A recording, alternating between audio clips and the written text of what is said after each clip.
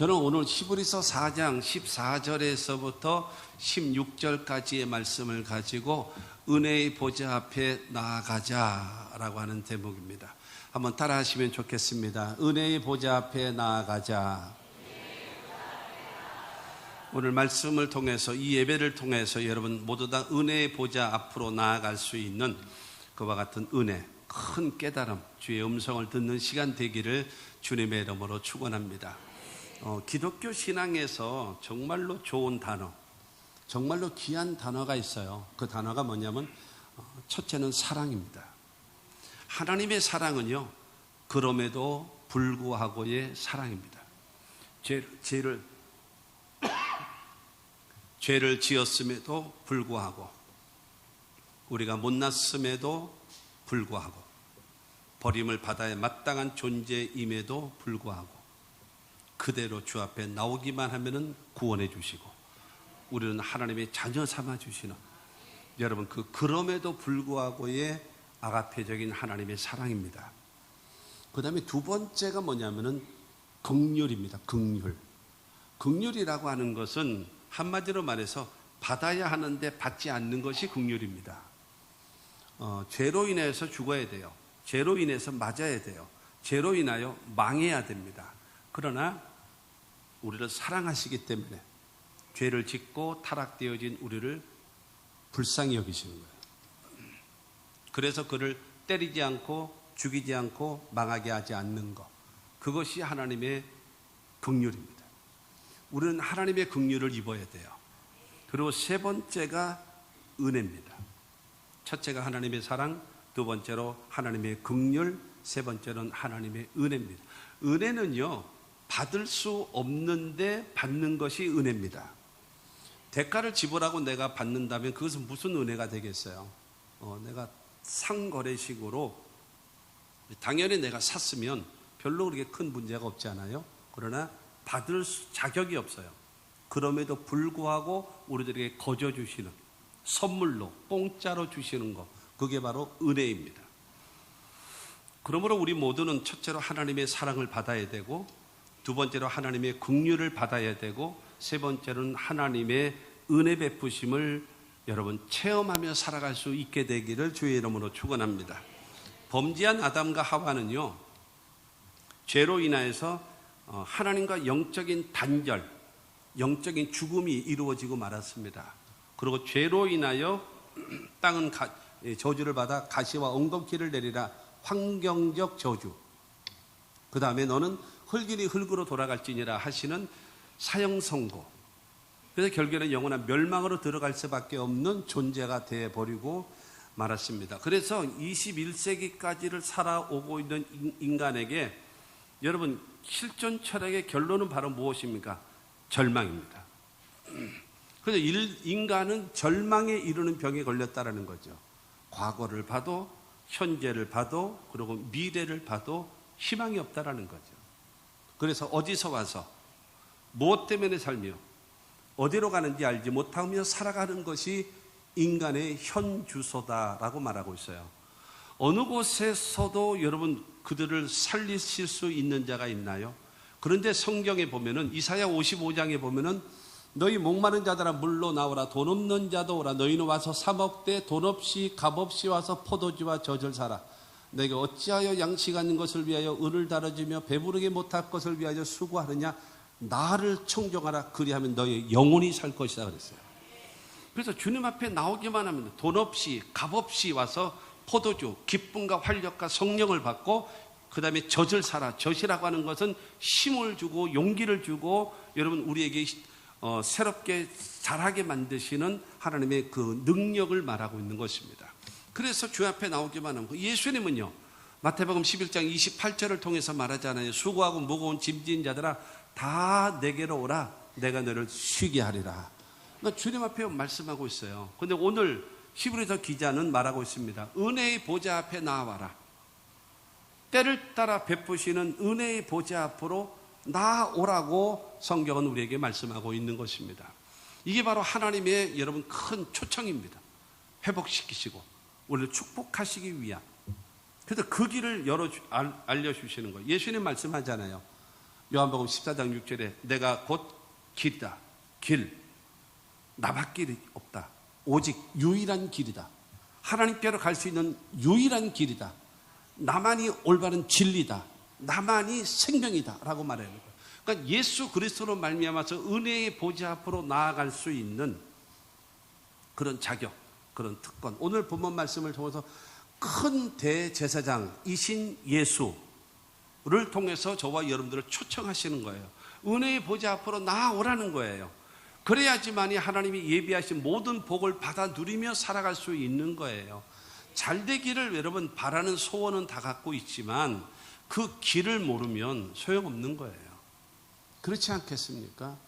제대로 인도해야죠. 제대로 인도해야죠. 요즘에 보면은 예를 들어 자동차 운전할 때 보면 내비게이션이요. 지각각이에요. 지각각. 회사마다 달라. 회사마다 다 달라. 어느 때는 여러분 내가 이게 아는 길로 해서 이렇게 가면 되어지는데 어느 때는 보면 어떤 내비게이션이 이쪽으로 이렇게 돌아가래요. 무슨 뭐 그래 뭐 저기 신호가 막히니까 차가 막히니까 글로 돌아가게 하는 그건 궤변이고 그것도 한두 번도 아니고 계속. 그러니까 중요한 거는 이게 그래서 어느 것은 좋고 어느 것은 나쁘구나 이런 게 나름대로 이게 정해졌어요. 어떤 거는 막 헤매. 우측으로 가야 되는데 좌측으로 가라 그러고 막 이렇게 돼요.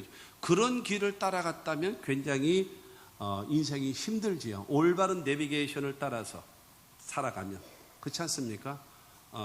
이 어렸을 때는 엄마의 말을 잘 듣는 게 평생 편하고 그 다음에 결혼을 해서는 부인의 말을 잘 들어야지만이 인생이 편하고 그 다음에 운전을 할 때는 내비게이션 아가씨 말을 잘 들어야 인생이 편하답니다. 믿거나 말거나입니다. 그런데 중요한 것은 나를 올바로 이끌어가는 인생의 내비게이션, 하나님께로 인도하는 그 내비게이션의 길을 여러분 우리는 제대로 깨닫고 나아가야 할 것입니다. 그렇다면 첫째로 대제사장이신 예수는 어떤 분이신가를 알아야죠. 확실하게. 대제사장이신 예수 그리스도는 어떤 분이신가? 14절 말씀 보면은 그러므로 우리에게 큰 대제사장이 계시니 승천하신 이 곧 하나님의 아들 예수시라라고. 하나님의 아들 예수래요. 여러분 큰 대제사장이신 예수는 누구신가? 여러분 하나님의 아들이다라고 하는 사실을 믿으시기를 바랍니다. 여러분 빌립보서 2장 6절 말씀 보게 되어지면요, 여러분 그는 근본 하나님과 본체시나 그래요. 본체라고 하는 것은 무엇인가 하면 성부 하나님과 성령 하나님과 성자 하나님과가 다 동격 같은 하나님이라고 말씀하고 있는 겁니다. 그러므로 여러분 예수 그리스도는 누구신가? 하나님의 아들이시다라는 겁니다. 로마서 1장 3절과 4절 말씀을 보면 그의 아들에 관하여 말하면 육신으로는 다윗의 혈통에서 나셨고 성결의 영으로는 죽은 자들 가운데서 부활하사 능력으로 하나님의 아들로 선포되셨으니 곧 우리 주 예수 그리스도시니라. 여러분 예수 그리스도는 육신으로는요 다윗의 혈통으로 이 땅에 오셔서 예언되어 놓으신 말씀대로 다윗의 혈통에서 육신을 입고 이 땅에 오신 것이고 그 다음에 그의 영으로는 성결의 영으로서는 죽은 자 가운데서 부활하신 그래서 하나님의 아들로 선포되신 자 그분이 누구냐? 예수 그리스도라는 겁니다. 할렐루야. 그러므로 나를 위하여 죽으시고 나를 위하여 부활하신 그 예수 그리스도를 믿는 자들에게 구원함을 주시는 하나님의 아들 예수 그리스도이심을 믿게 되기를 주님의 이름으로 축원합니다. 여러분 하나님께서 예수 그리스도를 왜 이 땅에 보내주셨는가요? 요한복음 3장 16절은 우리에게 말합니다. 하나님이 세상을 이처럼 사랑하사 독생자를 주셨으니 이는 그를 믿는 자마다 멸망하지 않고 영생을 얻게 하려 하십니다. 저와 여러분들은 이 땅에 보내신 예수 그리스도를 통해서 우리를 구원하기 위하여 멸망이 아니라 구원하기 위하여 우리에게 생명을 얻게 하기 위하여 여러분 이 땅에 보내주신 것입니다. 그러므로 나를 위하여 죽으신 예수 그리스도 나를 위하여 부활하신 예수 그리스도 여러분 개인의 구주로 믿으십시오. 여러분 그 예수를 믿어야 구원함을 얻는 겁니다. 하나님의 아들 예수 그리스도를 나의 구주로 여러분 믿을 때의 구원함의 역사가 우리 앞에 나타나는 겁니다. 예수는 나의 주, 무덤에서 다시 살아나신 주, 무릎을 꿇고 입을 다모아 예수는 나의 주라고 고백되어지는 저와 여러분들의 이름을 생명책에 기록하시고 하나님의 나라 천국까지 우리를 인도해 주실 줄로 믿습니다. 그래서 예수님께서 가이사라 빌립보라고 하는 지역에 제자들과 함께 가셨어요. 늘 이제 그 갈릴리 지역에서 늘 사역하시던 그 예수님이 제자들과 함께 저 가이사라, 빌립보라는 지역인데 가이사라 빌립보라 그랬어요. 왜냐하면은 그 헤롯 왕이 그 계속적으로 자기 정권을 유지하기 위해서, 그리고 로마 당국에 잘 보이기 위해서 이 가이사라에 있는 신전, 가이사라에 있는 좋은 건물들 이런 거를 가져다가 이 빌립보 지역에다가 세워놨어요. 근데 그 지역에 더군다나 그 로마 군대까지 주둔하고 있고 그렇기 때문에 그들을 잘 보이기 위해서 그를 만들었어요. 그래서 이름이 가이사라 빌립보입니다. 근데 그야말로 이 갈릴리 지역에 있는 촌에 살고 있었던 이들이 예수님께서 제자들과 함께 가이사라 빌립보 지역에 오니까 막 휘황찬란한 거예요. 신전도 뭐 어마어마하고, 그 다음에 건물들도 그냥 이 갈릴리 지역에 보게 되어지면 정말로 낮고 천하고 못 사는 동네에 있는 그 집들 있잖아요. 이제 그렇게 되어져 있는데 여기는 그야말로 그 당시에도 말하자면 몇 층 건물로 되어지는 막 빌딩 같은 것들이 이제 일어서고 막 이렇게 되어지면 눈이 휘황찬란한 거죠. 신전도 보면 뭐 어마어마하고, 그때 거기서 예수님이 제자들에게 예수님 배경으로 가이사라 빌립보 지역 휘황찬란하고 멋있는 최첨단 그 당시의 도시라고 할 수 있을 그 지역에 딱 서가지고 꼭 거지왕같이 생긴 예수님이 앉아서 얘들아 사람들이 나를 누구라고 하느냐 물으시는 거예요. 너무 초라하기 짝이 없어요. 좀 이게 그야말로 산골에 가서 좀 그런 데 가서 물어보면 뭐 거기나 뭐 이렇게 되어지지만 이건 완전히 최첨단 도시에 와가지고 사람들이 나를 누구라고 하느냐 꼭 거지왕같이 앉아가지고 그 다음에 같이 따라오는 것들도 이제 초라하게 와가지고 그렇게 되어지면서 그때에 마태복음 16장 14절을 통해서 말하는 것입니다. 이르되 더러는 침례 요한, 더러는 엘리야, 어떤 이는 예레미야나 선지자 중에 하나라 하나이다. 여러분, 침례 요한이라는 사람은요 그 당시에 최고의 개혁자입니다. 인기 최고의 사람. 침례 요한, 더러는 엘리야라고 하는 사람은 능력의 사람.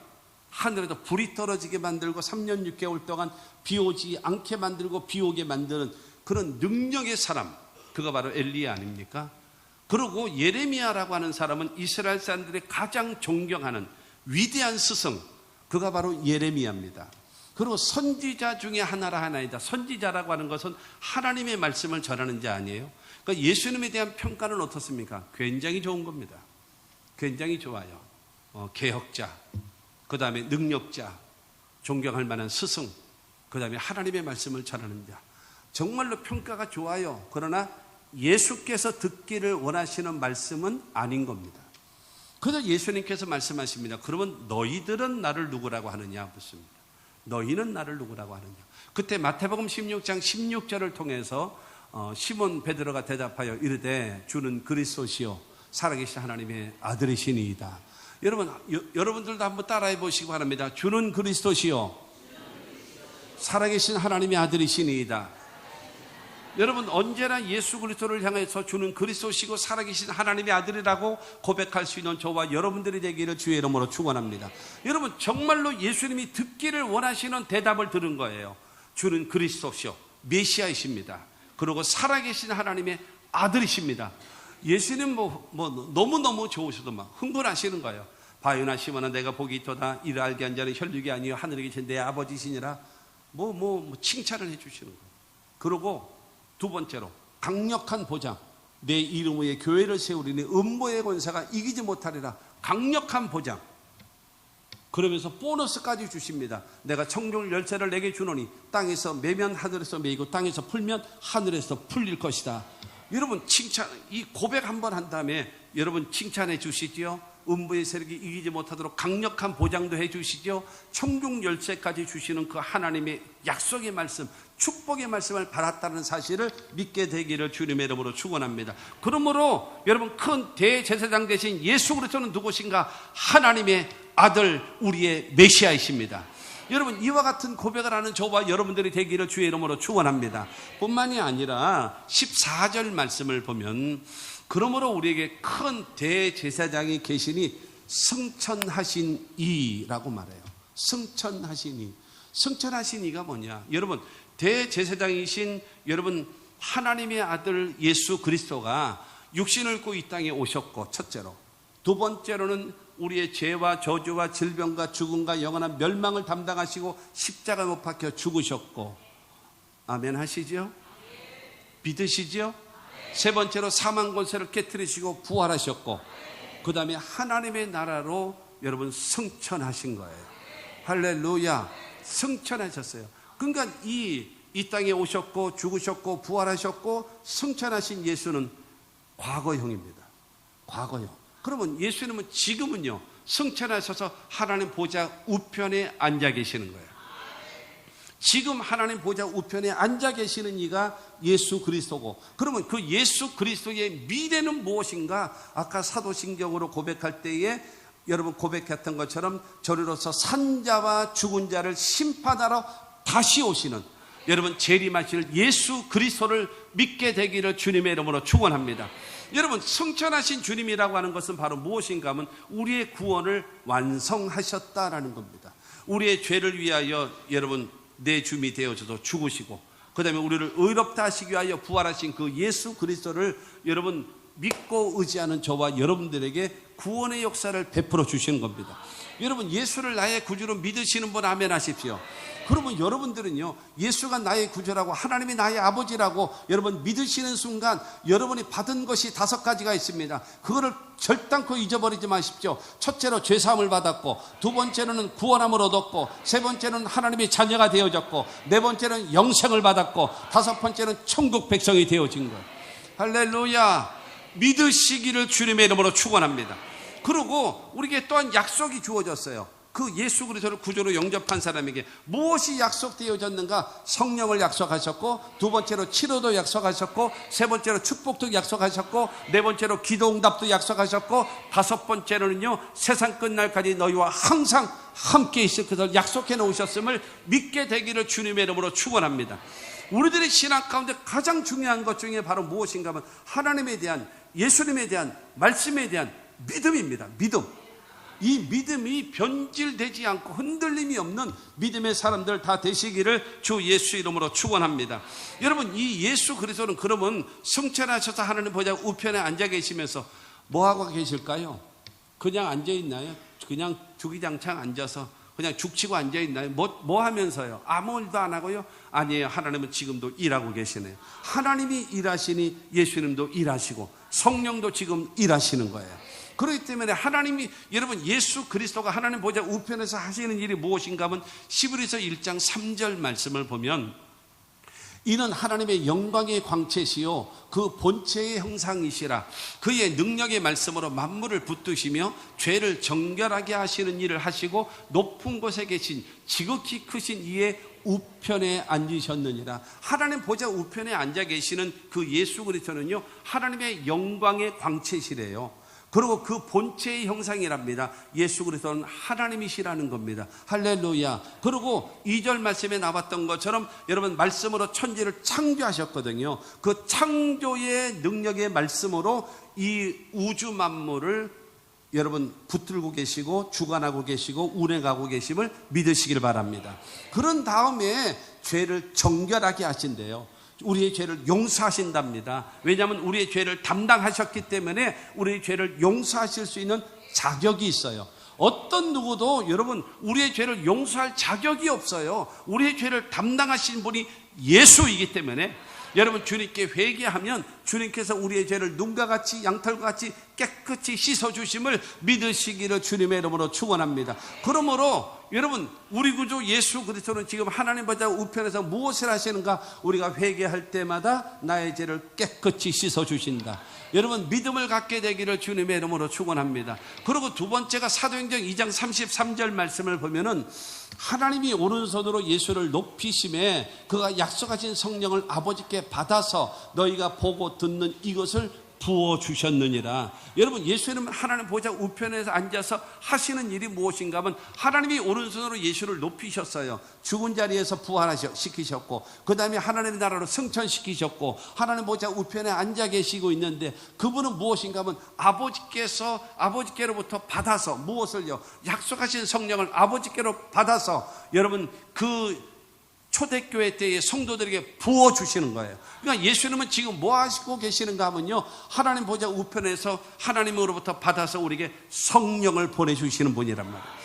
그분이 예수 그리스도이심을 믿게 되기를 주님의 이름으로 축원합니다. 여러분, 성부 하나님, 성자 하나님, 성령 하나님, 이 삼위일체 하나님이 우리의 하나님이심을 믿으시면 아멘 하십시오.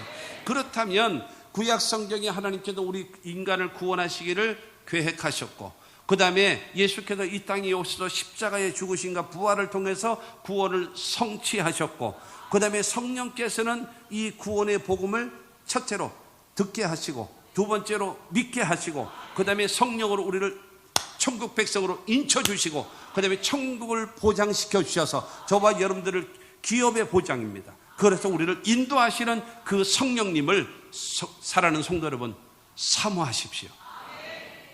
그리고 하나님 앞에 거룩한 성령이 내게 임하셔야 되기 때문에, 귀신은요 더러운 영입니다.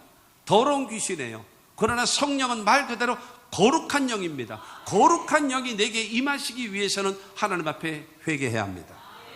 첫째로는 사모하고, 두 번째로 회개하고, 세 번째로 간절하게 하나님의 영 성령을 달라고 기도하십시오. 그러면 하나님께서 구하는 자에게 하나님의 영 성령을 부어주실 줄로 믿습니다. 예수님은 하나님 보좌 우편에 앉아서 하시는 일이 죄를 정결하게 하시는 일을 하시고, 그 다음에 두 번째가 우리들에게 아버지로부터 받아서 약속하신 성령을 우리에게 부어주시는 일을 하시고, 세 번째로는 로마서 8장 34절입니다. 누가 정죄하리요? 죽으실 뿐 아니라 다시 살아나신 이는 그리스도 예수시니 그는 하나님 우편에 계신 자여 우리를 위하여 간구하시는 자신이라. 여러분, 바로 하나님 보좌 우편에 앉아 계셔서 무엇을 하시는가 하면요, 저와 여러분들의 이름을 놓고, 한 사람 한 사람의 이름을 놓고 하나님 앞에 기도하고 있어요. 하나님 앞에 중보기도 하고 있어요. 여러분, 그분이 바로 예수 그리스도이심을 믿게 되기를 주님의 이름으로 축원합니다. 그러므로 우리가 사랑하는 성도 여러분, 어떤 어려움과 절망과 문제가 있다 할지라도 낙심하지 말고, 절망하지 말고, 포기하지 마세요. 여러분, 그 복음성가 있잖아요. 누군가 널 위하여 누군가 기도하네.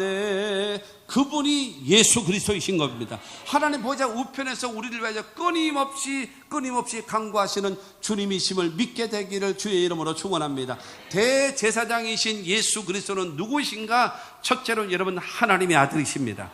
대제사장이신 예수 그리스도는 바로 무엇인가? 우리를 구원을 성취하시고 하나님 보좌 우편에 앉아 계시고, 그와 더불어 우리의 죄를 용서하시고, 그 다음에 우리에게 성령을 보내주시고, 그 다음에 우리를 위하여 중보기도 하시는 예수 그리스도를 믿으십시오.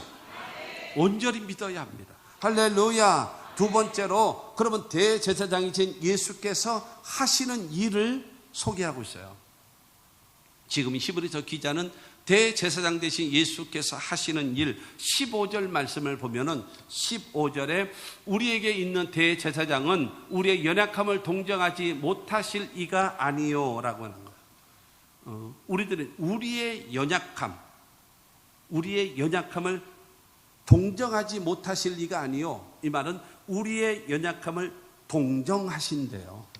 우리는 연약한 존재란 말이에요. 연약하다라고 하는 것은 나약하고 무기력함을 말하고 있습니다. 이 연약한 존재라고 하는 것은 바로 무엇인가 하면요, 하나님 앞에 설 수, 로마서 3장 10절 말씀처럼 의인은 없나니 하나도 없으며, 로마서 3장 23절에 모든 사람이 죄를 범하였으며 하나님의 영광이 이르지 못한다라고 성경은 말하고 있어요. 그렇기 때문에 하나님 앞에 설 수 있는 사람이 아무도 없어요. 그런 연약함, 무기력함, 하나님 앞에 설 수 없는 상태, 그 연약함입니다. 그 다음에 두 번째로는요, 마귀와 죄와 시험과 유혹과 싸워서 이겨야 되는데 맨날 얻어 터지는 거예요. 내 마음이 약하여 늘 자빠지오니, 맨날 자빠지는 거, 맨날 얻어 터지고, 마귀에게 맞고 시험에 맞고 여러분 환난에 맞고, 그래서 그거를 이겨나갈 수 있는 힘이 없는 거예요. 그 연약함입니다. 우리의 연약함을 알아야지만이 능력자 하나님의 도움을 요구하는 거예요. 쥐뿔도 힘도 없습니다. 힘 있는 척하다가 얻어 터지면 약도 없어. 그렇기 때문에 우리의 연약함이라고 하는 것은 하나님 앞에 설 수 없는 상태의 연약함, 두 번째로 죄와 시험과 유혹과 마귀를 이길 수 있는 힘이 없는 연약함, 세 번째가 바로 무엇인가 하면 주님 뜻대로 살기로 해. 말로는 해. 주님 뜻대로 사는데 결심하죠. 내 영혼이 확정되었대요. 하나님만 섬기기로 확정됐대. 그러나 이 믿음이 끝까지 가지 못한단 말이에요. 하나님 말씀에 순종하겠습니다 라고 얘기해서 심리도 못 가서 발병이 나서 또 주저앉아가지고 포기하고 있어요. 이게 우리의 연약함입니다. 하나님 앞에 설 수도 없는 상태, 그 다음에 죄와 시험과 마귀와 모든 유혹을 거기서 이기지도 못하는 연약함 뿐만이 아니라 하나님의 말씀대로 사명과 직분을 감당하며 끝까지 나아가는 그것을 여러분 감당하지 못하는 그 연약한 존재, 맨날 얻어 터지는 거예요. 맨날 주여 또 터졌어요 하고 맨날 이러고 살면 되겠냔 말이죠. 이게 우리의 연약함이에요. 그런데 그 연약함을 동정하신대요. 누가요? 예수께서. 하나님 보좌 우편에서 우리를 구원을 완성시켜 놓으신 그 예수께서 여러분 우리들에게 죄를 정결하게 해주시고 그 다음에 우리에게 성령을 보내주시고 그 다음에 우리를 위해 중보기도 하시는 분이 저와 여러분들을 보고 불쌍히 여기는 거예요. 동정하시는 거예요. 동정한다라고 하는 것은 상대방의 어려움, 나약함, 연약함 그것을 보고 가엾게 여기는 거예요. 아이고 그래 너는 꼭 여러분 솔직히 보세요. 여러분 그거 한번 생각해 보세요. 여러분 10년 전에 시험 들었을 때 뭐 때문에 시험 들었죠? 5년 전에 시험 들었을 때 뭐 때문에 시험 들었죠? 그리고 지금 시험 들은 것은 뭐 때문에 시험 들었죠? 같지 않나요? 10년 전 시험, 5년 전 시험, 지금의 시험 똑같지 않나요? 옛날 왕에게 밑에 있었던 내시에게는요, 미인계는 안 통합니다. 여러분, 아무리 미인인 여인을 그에게 붙여주면 뭐 하겠습니까? 내시에게. 그야말로 그림의 떡이고 아무 소용없지 않아요. 중요한 사실은 마귀는 그런 시험은 안 합니다. 마귀는 그런 시험 안 해요. 마귀를 우습게 보지 마세요. 여러분 마귀가 탁 찌르기만 하면 우악 하고 여러분 눈 뒤집어 까고 거품 물고 뒤로 자빠지고 깨지는 그것을 알고 있어요. 10년 전에도 딱 찔렀더니 우악 하고 쓰러졌어요. 5년 전에도 팍 찔렀더니 우악 하고 쓰러져 있어요. 그거 이기셔야 되지 않나요? 언제나 거기에 걸려 넘어져요. 또. 그래서 맨날 제자리 걸음 한 단계 올라서야 되지 않겠습니까? 그런 말 있잖아요. 업그레이드 시킨다. 여러분, 업그레이드 시켜야 되지 않겠습니까? 이겨야지요. 근데 연약함을 주님께서 보시고 나서 동정하시는 거예요. 너 언제 철들래? 언제 자립할래? 언제 일어날래? 여러분, 주님께서 그것을 보신다라고 말하는 것입니다. 여러분, 로마서 7장 19절로 20절 말씀 보면 내가 원하는 바 선은 행하지 아니하고 도리어 원하지 아니하는 바 악을 행하는도다. 만일 내가 원하지 아니하는 그것을 하면 이를 행하는 자는 내가 아니요 내 속에 거하는 죄니라. 내 속에 있는 죄를 타고 들어온 사탄이가 나의 삶을 하나님 말씀에 순종하지 못하게끔 만들어버리는 거예요. 그러니까 맨날 자빠지는 거예요. 성장한 것 같더니 또 도루묵되고 성장한 것 같다가 또 도루묵되고 계속 다람쥐 쳇바퀴 돌듯이 돌기만 하는 것입니다.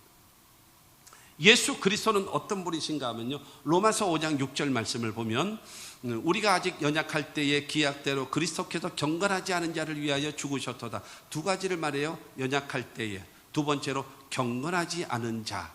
연약하고 경건하지 않는 자랍니다. 그리고 로마서 5장 8절 말씀을 보면 우리가 아직 죄인 되었을 때에 그리스도께서 우리를 위하여 죽으심으로 하나님께서 우리에 대한 자기의 사랑을 확증하셨느니라. 세 번째로 우리가 죄인이래요. 연약하고 두 번째로는 우리들이 경건하지도 않고 그 다음에 세 번째는 죄인이래요. 그리고 5장 10절 말씀을 보면 곧 우리가 원수 되었을 때에 그의 아들이 죽으심으로 말미암아 하나님과 화목하게 되었은즉 화목하게 된 자로서는 더욱 그의 살아나심으로 말미암아 구원을 받을 것이니라. 중요한 것은 네 번째로는 무엇인가 하면 하나님과 원수 되어져 있어요. 하나님 앞에 연약한 존재, 두 번째로는 경건하지 않은 존재, 그 다음에 죄인된 존재, 그 다음에 하나님과 원수된 존재로 되어져 있을 때에 예수께서 우리를 불쌍히 여기서 십자가에 못 박혀 죽으신 거예요. 나의 연약함 때문에, 하나님 앞에 경건하지 않은 것 때문에, 하나님 앞에 죄인이기 때문에, 하나님과 원수되어 있기 때문에 나로서는 여러분 그야말로 불가능한 존재예요. 하나님 앞에 설 수 없어요. 그래서 불쌍히 여기사 나를 위하여 예수께서 십자가에 죽으신 거란 말이에요. 그래서 여러분 로마서 8장 26절도 보게 되어지면 이와 같이 성령도 우리의 연약함을 도우시나니 우리는 마땅히 기도할 바를 알지 못하나 오직 성령이 말할 수 없는 탄식으로 우리를 위하여 친히 간구하시니라. 내가 무엇을 구해야 되는지를 몰라요. 너 지금 어렵다, 지금 사고 날 수 있어, 여러 가지 위험해, 그러므로 기도해 라고 했는데 주여 잘 먹게 해주시고 잘 살게 하시고 건강하게 해주시고 엉뚱한 기도하는 거예요. 이건 뭐예요? 마땅히 빌 바를 알지 못하는 거예요.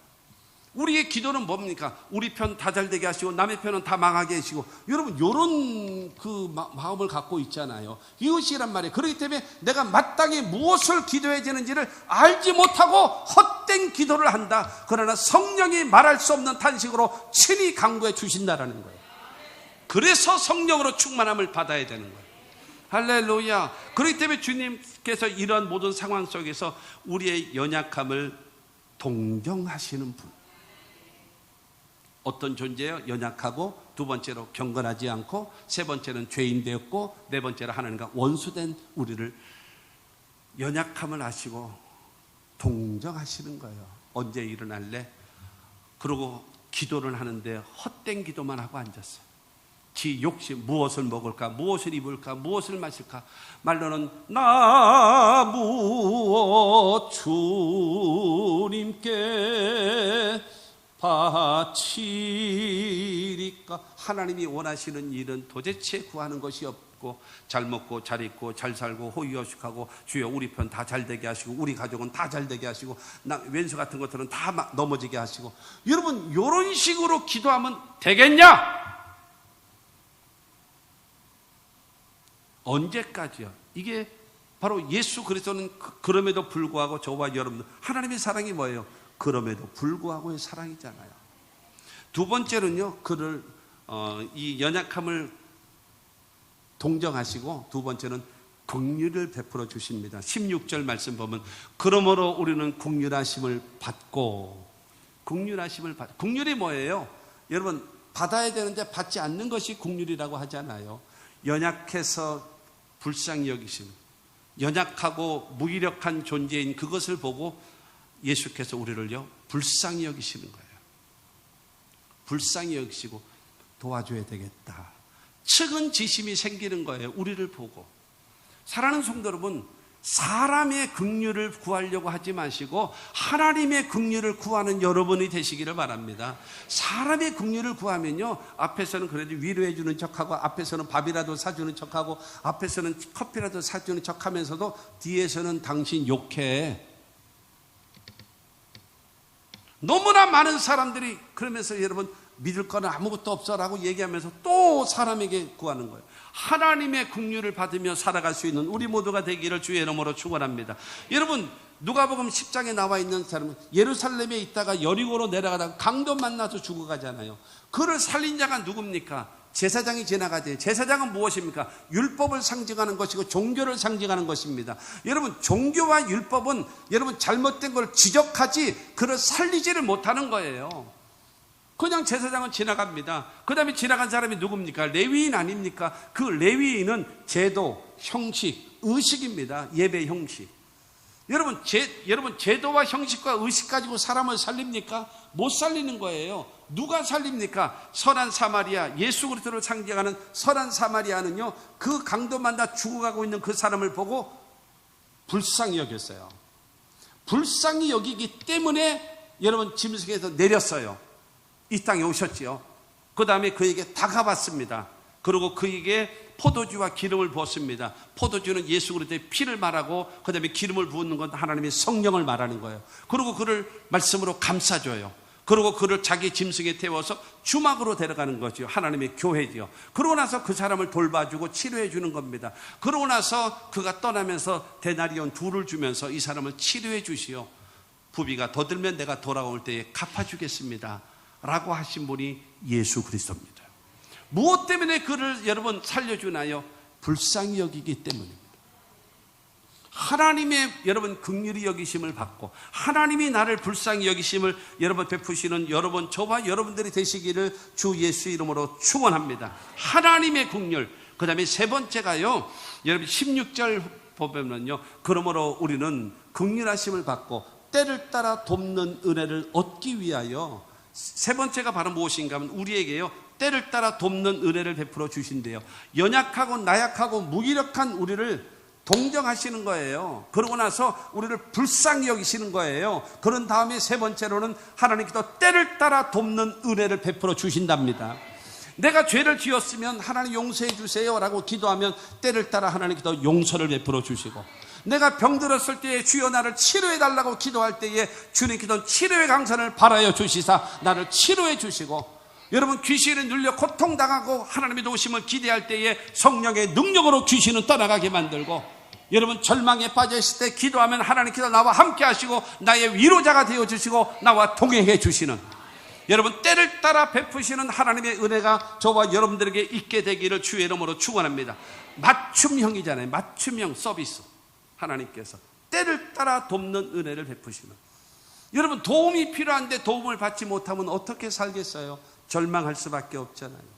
신명기 28장 12절 말씀을 보면 여호와께서 너를 위하여 하늘의 아름다운 보고를 여시사 내 땅에 때를 따라 비를 내리시고 내 손으로 하는 모든 일에 복을 주시리니 내가 많은 민족에게 꾸어 줄지라도 너는 꾸지 아니할 것이요. 할렐루야. 때를 따라 비를 내려주셔서 여러분 씨를 심을 수 있게 만들고, 때를 따라 비를 내려주셔서 여러분 열매가 맺게 하셔서 풍성한 결실을 맺게끔 하시는 분이 하나님이라는 거예요. 그러므로 사랑하는 성도 여러분, 때를 따라 베푸시는 은혜를 여러분 베푸시는 분이 바로 누구이신가? 그분이 바로 예수 그리스도이심을 믿게 되기를 주님의 이름으로 축원합니다. 주님께서 우리 영적 자원, 인적 자원, 물적 자원, 그 다음에 우리의 육신과 더불어 모든 것에 공급하시는 하나님의 은혜가 저와 여러분들에게 있게 되기를 주의 이름으로 축원합니다. 대제사장 되신 예수 그리스도가 누구이셨지요? 하나님의 아들입니다. 그분은 여러분 우리를 구원을 완성하시고 하나님 보좌 우편에 앉아 계시면서 우리 죄를 정결케 하시고, 그 다음에 우리에게 성령을 보내주시고, 그 다음에 우리를 위해서 중보기도 하시는 주님이심을 믿게 되기를 바랍니다. 그리고 예수 그리스도께서 하시는 일이 무엇이었지요? 우리의 연약함을 동정하세요. 그리고 두 번째로는요, 우리를 긍휼히 여기세요. 세 번째로는요, 우리를 때를 따라 돕는 은혜를 베풀어 주십니다. 믿으시면 아멘 하십시오. 그렇다면 세 번째로 대제사장이신 예수를 향한 우리의 자세. 어떤 자세? 어떻게 신앙생활 해야 될 것인가? 라는 거예요. 그 예수가 누군지를 알았으면 그러면 거기에 맞춰야죠. 맞춰야죠. 그렇잖아요? 내가 은행에서 대출을 받고 싶어요. 그러면요, 그가 요구하는 거를요 들어줘야 돼요. 그거 요구사항이 안 되면요 취소입니다. 허락이 안 돼요. 근데 거기에 구비사항을 맞춰야 돼요, 내가. 그래야지만 대출을 받을 수 있는 거예요. 그 대제사장 대신 예수 그리스도가 어떤 분이신 것을 알게 되어졌다면 그분에게 맞는 신앙적 태도와 자세가 있어야 되지 않겠습니까? 그게 바로 무엇인가 하면 14절입니다. 우리가 믿는 도리를 굳게 잡을지어다. 그 예수 그리스도를 굳게 잡으라는 거예요. 굳게 의지하라는 거예요. 변함없이 흔들림이 없이 그 예수 그리스도의 그 이름, 그 예수 그리스도를 꽉 붙잡고 살아가라는 겁니다. 할렐루야. 그 예수는 우리의 죄를 담당하고 저주를 담당하고 병을 담당했고 죽음을 담당했고 영원한 멸망을 담당하신 그분 아닙니까? 우리 현세와 내세를 책임지시는 분이 그 예수님 아니십니까? 그러면 그 예수님을 꽉 잡고 가야죠. 주님여 이 손을 꼭 잡고 가소서. 약하고 피곤한 이 몸을 내 손을 꼭 잡고 가세요. 나도 주님 결단코 이 손 놓지 않을 겁니다. 꽉 잡고 주여 나와 동행하시면, 주님이 나와 함께 하시기만 하면 됩니다 라고 하는 신앙과 믿음을 가지고 여러분 주님을 의지하고 살아가시는 저와 여러분들이 되기를 주의 이름으로 축원합니다. 기분이 좀 나쁩니까? 그렇다고 해서 신앙이 흔들흔들거리나요? 마음이 안 맞아요? 그렇다고 신앙이 흔들흔들거리나요? 여러분 이게 도대체 뭐예요? 신앙이 이게 신앙입니까? 예를 들어서 요한복음 8장에 보게 되어지면 예수님께서 얘들아 저 건너편으로 건너가자라고 말씀하세요. 그러고 나서 여러분 그 갈릴리 전에도 한번 설명드렸습니다만 갈릴리 호수의 그 상황을 아셔야 돼요. 거기는 바다가 아니에요. 호수입니다. 호수. 말하자면 한강과 같은 호수예요. 그런데 저 이스라엘 저 위쪽에는 헐몬산이 있습니다. 백두산보다 더 높은 거의 3,000m가 되어지는 높은 산 만년설이 있어요. 그리고 이스라엘 저 밑에 쪽에는 무엇인가 하면 사막에서부터 불어오는 뜨거운 여러분 고기압의 바람이 붑니다. 그러니까는 이 만년설이 있는 차가운 저기압의 바람이 그 북쪽에서부터 내려오고 뜨거운 열기운이 밑에서부터 올라오는 거예요. 그런데 이 갈릴리 지역은요, 이 사해바다 지역뿐만이 아니라 그 다음에 이 갈릴리 지역은 굉장히 넓습니다. 넓으면서 지대가 바다의 표면보다도 지대가 훨씬 낮습니다. 낮다 보니까는 뜨거운 바람과 차가운 바람이 이렇게 오서 이제 확 휘둘리는 거예요. 이게 탁 부딪히면서 휘몰아치는 거예요. 휘몰아치다 보니까는 바다가 아님에도 불구하고 강력한 광풍이 부는 거예요. 미국의 가끔가다 저 텍사스주, 그 다음에 오클라호마주 그쪽 지역에서 여러분 토네이도가 분대잖아요. 허벌판이에요. 그야말로 짜증날 정도로 허벌판이에요. 와, 진짜 말씀드렸잖아요. 달라스에서 휴스턴까지 그 나사 있는데 거기까지 그 구경 가자고 해가지고 갔는데 6시간 반 걸리는 거예요. 세상에 거기서 1시간 보고 와서 또 6시간 반 또 오는 거예요. 와, 너무 허무한 거, 너무 허무한 거. 그런데 세상에 6시간 반을 가는 동안에 내내 평지입니다. 오, 짜증나는 거예요. 짜증나는 거예요. 그런 땅을 우리한테 주면 얼마나, 6시간 반이면요 일본까지 갑니다. 일본까지 차로. 이해가 안 되나 봐. 그렇게 갈 수 있단 말이에요. 그러고 나서 부흥회 마치고 이제 오클라호마를 갔어요. 오클라호마까지 가는데도요 그 이상은 안 가봤으니까 오클라호마 순복음교회를 가는데 부흥하는데 3시간 반을 가는데도 내내 평지예요. 우리만 평택이 아니라 거기는 너무너무 커. 너무너무 커. 그러니까는 이 허울파이다 보니까 그 바람이 이렇게 이 허울파이, 우리는 여러분 평택 그러잖아요. 저 서해안 바닷바람이 그냥 여과 없이 오잖아요. 산이 없어가지고 여과 없이 오잖아요. 그처럼 그 오는 바람이 탁 해서 몰아쳐버리면요 태풍보다도 더 강력한 토네이도가 돌잖아요. 그렇게 되어지면 집이 다 날아가잖아요. 심하게 될 때는 자동차가 날아간단 말이에요. 자동차가 날아가는 거. 그렇잖아요. 뉴스 안 보셨구나. 여러분 그런 일이 생겨나는데 이 갈릴리 호수가 저기 헐몬산 쪽에서부터 내려오는 차가운 바람과 사막에서부터 불어오는 뜨거운 열기운이 여러분 갈릴리 호수 낮은 지역에도 휘몰아치다 보면은 광풍이 불고 바람이 불고 그 다음에 여기가 파도가 쳐요. 바다가 아님에도 불구하고. 그러면 배가 위태한 거예요.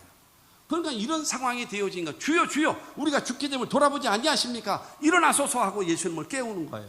그래서 주무시던 예수께서 일어나셔서 풍랑과 파도를 향하여 잔잔하라 고요하라 말씀하시고 풍랑을 잔잔케 하셨습니다. 할렐루야. 그런 다음에 누가복음 8장 25절을 통해서 말합니다. 제자들에게 이르시되 너희 믿음이 어디 있느냐 하시니 그들이 두려워하고 놀랍게 여겨 서로 말하되 그가 누구이기에 바람과 물을 명하며 순종하는가 하더라. 예수님께서 급한 불을 끄는 것처럼 풍랑과 파도를 잔잔케 하신 다음에 그들을 보시면서 말합니다. 너희 믿음이 어디 있느냐? 너희의 믿음이 현주사가 어디냐? 내가 저 건너편으로 가자고 하지 않았느냐? 예수님 바람이 불어서 내가 가자면 가는 거 아니냐? 예수님 풍랑이 막 쳤잖아요. 풍랑이라도 가는 거다. 거봐, 지금 아멘도 아무도 안 하잖아 지금. 그러니까 예수님이 오셔도 여러분에게도 너희 믿음이 어디 있냐 물으시는 거죠. 그렇지 않습니까? 그거를 설명을 해줘도 아멘을 안 하고 가만히 있는 거죠. 전에 그러더라고. 어떤 설교를 워낙 잘하면은 아멘 할 타이밍을 잃어버린다네. 근데 내가 그냥 그렇게 믿을까 그냥? 어이구, 지금 아멘은 주책이야, 주책. 어이구, 내가 저 호수 건너편으로 가자고 하지 않았느냐? 바람 불어도 가는 거고 풍랑이로도 가는 거고 배가 위태하도 가는 거다. 나는 천지만물을 창조한 창조주의 말이다. 그러면서 제자들에게 물으시는 겁니다. 너의 믿음이 어디에 있냐라는 겁니다. 내 마음 나도 모르게 갈대와 같이 흔들립니까? 베드로에게 언제나 베드로야 베드로야. 그런 다음에 예수를 시험한 그 예수를 부인했던 그 베드로에게 베드로? 야, 요한의 아들 시몬아. 시몬이 뭐라고요? 바람에 흔들리는 갈대. 네가 무슨 반석이냐? 요한의 아들 시몬아, 너 나 사랑하긴 하냐? 너 사랑해? 물으시잖아요. 여러분의 믿음이지. 여러분, 우리가 그 예수 그리스도를 그 믿는 그 믿음을 꽉 잡고 가야죠. 요동하지 않고 상황이 어떠하든지 간에, 감정이 어떠하든지 간에, 시대가 어떠하든지 간에 아무 일을 만나도 예수 의지합니다. 이게 신앙 아니겠습니까? 이게 신앙이죠. 그렇죠? 거짓된 신앙이 판치고 여러분 죽어있는 신앙이 판치면 되겠습니까? 저와 여러분들이 그와 같은 겁니다. 하나만 더 말씀드리면 그 적합구령 가나안 땅을 들어가기 위해서 12지파의 한 사람씩 지도자들이 나와가지고 가나안 땅을 정탐하고 오잖아요. 그래서 와서 모세와 백성들 앞에 하나님 앞에 보고를 합니다. 땅은 너무 좋으네요. 농사도 잘 되고요. 그 다음에 물도 좋고요. 그 다음에 과수원을 하면 과실 잘 맺을 것 같아요. 너무너무 좋습니다. 12명이 이구동성으로 말하는 거예요. 그러면서 뭐라고 얘기하는가 하면 그러나 산이 높아요. 두 번째로 성은 견고해요. 그들의 숫자는 많습니다. 그들은 강한 사람들입니다. 그들은 네피림의 후손 아낙 자손들이기 때문에 장대한 거인들입니다. 우리는 그들과 비교하면 메뚜기 새끼와 같습니다. 그러면 우리가 나가서 전쟁을 하면 분명히 우리들은 죽을 것입니다. 그리고 처자식들은 포로로 잡혀서 노예로 넘겨버리고 말 것입니다. 그러니 들어가지 말고 애굽으로 돌아가서 노예 생활하면서 삽시다. 그래 죽어. 너 여기서 죽여라. 여기서 죽어. 그래서 10명을 그 자리에서 죽여버립니다. 그러나 여호수아와 갈렙은 말합니다. 맞다. 산은 높다. 성은 견고하다. 그들은 강하다. 그들은 많다. 그들은 장대한 자들이다. 우리가 비교하니까 우리 정말로 보잘것없다. 그러나 그들의 신은 떠났지만 하나님은 우리와 함께 하신다. 가자. 취하러 가자. 우리는 능히 이길 것이다. 하나님은 그 사람들과 함께 일하시는 거예요. 너의 믿음이 어디 있느냐? 하나님의 말씀에 내 믿음을 갖고 있나이다. 사랑하는 성도 여러분, 하늘이 무너지고 이 땅이 꺼질지라도 1.1도 변치 않는 하나님의 말씀을 믿고 가는 것, 그것이 믿음의 사람이다라고 하는 것입니다. 두 번째로는요, 은혜의 보좌 앞으로 담대히 나아가야 돼요. 16절 보게 되어지면 때를 따라 돕는 은혜를 얻기 위하여 은혜의 보좌 앞으로 담대히 나아갈 것이니라. 은혜의 보좌 앞에 여러분, 주님께서 나에게 은혜를 받을 자격이 없는데 나에게 은혜를 죄사함도 주시고 성령도 주시고 치료도 주시고 축복도 주시고 영생도 주시고 천국도 주시는 그 주님 앞에 나아가자. 바로 그것을 말씀하고 있습니다. 담대하게. 죄를 지었음에도 불구하고 어떻게 하라고요? 뻔뻔하게 가자 이거죠. 뭐요? 내가 의지하는 거 예수. 내가 붙잡고 있는 그 백은 뭐냐? 예수 이름으로 주님 앞에 나아가는 겁니다. 때를 따라 돕는 은혜를 얻기 위하여 담대하게라고 얘기하는 거는요, 벼룩도 낯짝이 있다고 지가 지꼬라지를 알아. 나 같은 주제에 무슨 하나님께 나아가려고. 아우 주여, 알아요 자기 자신도. 그러나 주님 앞에 설 수 있는 것은 오직 예수 이름이란 말이에요. 예수의 이름을 의지하고 담대하게 나아가라. 그러면 주님께서 주신다라는 거예요. 그러지 않습니까? 저기요, 그 탕자가 돌아오면서 아버지, 내가 하늘과 아버지께 죄를 범했으니 이제는 내가 그 아들이라 칭함을 받지 못하고 그냥 종으로만 여겨주세요. 공짜밥 안 먹을게요. 죽어라 하고 일하면서 살 테니까 밥이나 먹여주세요. 이렇게 했단 말이에요. 야 이놈아, 무슨 소리야? 너는 죽었다가 살아난 아들이고 잃어버렸다 되찾은 내 아들이다. 얘들아, 좋은 옷을 가져와서 입혀라. 손에 가락지를 끼워라. 발에다 신을 신겨라. 좋은 송아지 잡아서 잔치를 베풀자. 내 아들은 죽었다가 살아난 아들이고 잃어버렸다가 되찾은 내 아들이다. 기뻐하고 즐거워하자. 이분이 바로 하나님이란 말이에요. 그러니까 여러분, 내가 무능하다고 하나님도 무능하게 여기고 내 쏘갈딱지가 밴댕이 쏘갈딱지 같다고 하나님의 쏘갈딱지도 그렇다라고 여기는 거는 바보야. 바보. 하나님은 위대하신 분이십니다. 하나님은 위대하신 분. 히브리서 10장 38절은 말합니다. 나의 의인은 믿음으로 말미암아 살리라. 또한 뒤로 물러가면 내 마음이 그를 기뻐하지 아니하리라 하셨느니라. 사랑하는 성도 여러분, 믿음 갖고 뒤로 물러가지 말고, 그럼에도 불구하고 나 주님의 자녀잖아요. 예수가 나의 구주이신 걸 믿어요. 하나님이 나의 아버지인 걸 믿어요. 아직 자기 아들도 아끼지 않고 내어주셨는데 무엇을 안 주겠습니까? 나에게 은혜를 베풀어 주시옵소서 하고 나오면 주님께서 우리를 살려주시는 거예요. 할렐루야. 그 신앙과 믿음의 사람들을 다 되시기를 주님의 이름으로 축원합니다. 그래서 어떤 상황 속에서도 하나만, 마가복음 2장에 보면 예수님이 가버나움이라는 지역에 있었을 때에 복음을 전하는 거예요. 그 집에 인산이라는 사람이 꽉 찬 거예요. 근데 어느 중풍병자가 있는데 그 4명의 친구가 침상째 들고 가는 거예요. 그러면 설교하고 말씀을 전하고 혹시 식사를 하고 있으면 몇 시간 있다 나오실 거 아니에요. 그러면 집 앞에 딱 있다가 예수님 어디 가십니까? 요놈 좀 안수 좀 해주셔서 낫게 좀 해주세요 하면 되잖아요. 이것들은 성질이 급한가 봐. 평택에서 왔나 봐. 그래가지고 남의 집 지붕 위로 올라가는 거예요. 여러분, 그게 보통 힘듭니까? 남의 지붕 이게 콘크리트가 아니고 나뭇가지로 이렇게 씌워놓고 이렇게 해놨기 때문에 그걸 걷어내는 건 쉬워요. 그러나 중요한 거는 이 친구가 낫든지 안 낫든지 남의 집 지붕 다 고쳐줘야 돼. 그렇지 않습니까? 근데 그 침상을 지붕 위로 올리는 것도 힘들어. 그 다음에 그걸 내려놓고 귀퉁이 4명에다가 잘 자. 이제 수평 맞춰. 그래가지고 잘 내리는 거 보니까는 마가복음 2장에 보면요, 성경에 뭐라고 얘기하는 거 보면 그들의 믿음을 보시고. 여러분, 그것을 주님이 보시는 거예요.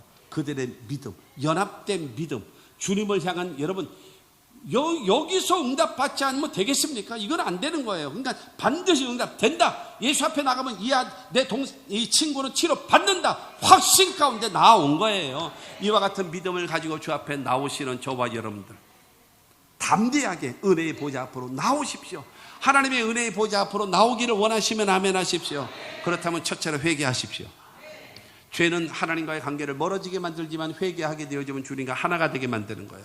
두 번째로는 기도하십시오. 기도라고 하는, 이 정기라고 하는 매개체가 우리에게 환함과 편리함을 주는 것처럼 기도라고 하는 매개체를 통해서 하나님과 나와의 관계가, 교제가 이루어지는 겁니다. 세 번째로는 하나님의 말씀에 순종하십시오. 왜냐하면 하나님의 축복은요, 믿음으로 구원받지만 하나님의 축복은 반드시 순종할 때 이루어지기 때문입니다. 그 다음에 원망과 불평을 일삼지 말고 입에는 감사하고 찬송하며 사십시오. 그러면 하나님께서 때를 따라 여러분들에게 예비하신 모든 복을 허락해 주실 줄로 믿습니다. 결론으로 말씀드리면 고린도전서 2장 9절 말씀을 보면 기록된 바 하나님이 자기를 사랑하는 자들을 위하여 예비하신 모든 것은 눈으로 보지 못하고 귀로 듣지 못하고 사람의 마음으로도 생각지 못하였다함과 같으니라. 그러면 우리 육신을 갖고 있는 우리가 아무리 보면 뭐예요? 들으면 뭐예요? 생각이 되나요? 모르는 거예요. 그러나 여러분, 바로 이 은혜의 보좌 앞으로 나아가면 주님께서 예비하신 복을 우리에게 허락해 주시는 겁니다. 그러므로 주님 앞에 나와서 첫째로 오늘 말씀과 같이 첫째가 바로 무엇입니까? 대제사장이신 예수는 하나님의 아들이십니다. 그리고 나의 죄와 저주와 절명과 죽음을 담당하시고 나를 구원하시고 하나님 보좌 우편에 앉아 계시면서 나를 위하여 죄를 용서하시고 성령을 보내주시고 나를 위하여 중보기도 하시는 예수님이십니다.